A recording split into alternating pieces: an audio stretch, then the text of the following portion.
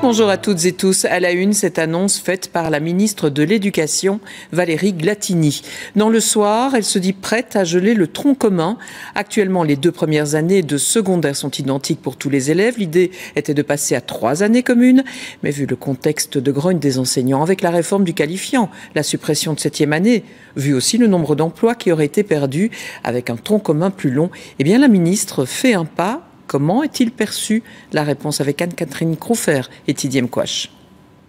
Le tronc commun, c'est un parcours scolaire commun pour les élèves, des maternelles jusqu'à 15 ans, jusqu'en 3e secondaire.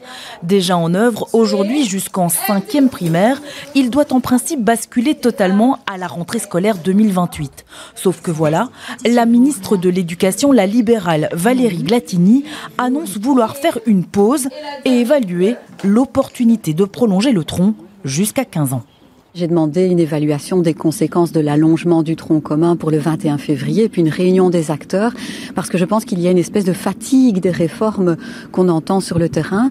Et aussi, c'est évidemment une réforme basculante d'allonger jusqu'à la 3e secondaire. Et donc, je veux qu'on anticipe bien les conséquences, y compris en termes de perte d'emploi, y compris en termes de réorganisation, et aussi en termes d'impact pédagogique, puisqu'il va y avoir une grosse pression sur les professeurs de 3e secondaire. Une pause justifiée par la ministre pour ne pas toucher à l'emploi, mais pour les organisations syndicales, il n'a jamais été question de cela en allongeant le tronc commun. Des solutions existent comme les cellules de reconversion, mais il faut pouvoir en discuter en concertation. Il faut qu'elle mette les bouchées doubles, il faut qu'elle rassure, il faut qu'elle assume, il faut qu'elle arrête de nous dire tout et son contraire. À un moment donné, on ne peut pas parler de perte d'emploi quand au mois de décembre, on prend un décret qui concerne l'enseignement qualifiant et qui, par des mesures linéaires, va entraîner la perte d'emploi qu'elle nie jusqu'à présent. Donc, à un moment donné, Madame la ministre venait à un peu de raison. 10 jours après la manifestation du monde enseignant, la ministre doit rencontrer la semaine prochaine les acteurs de terrain.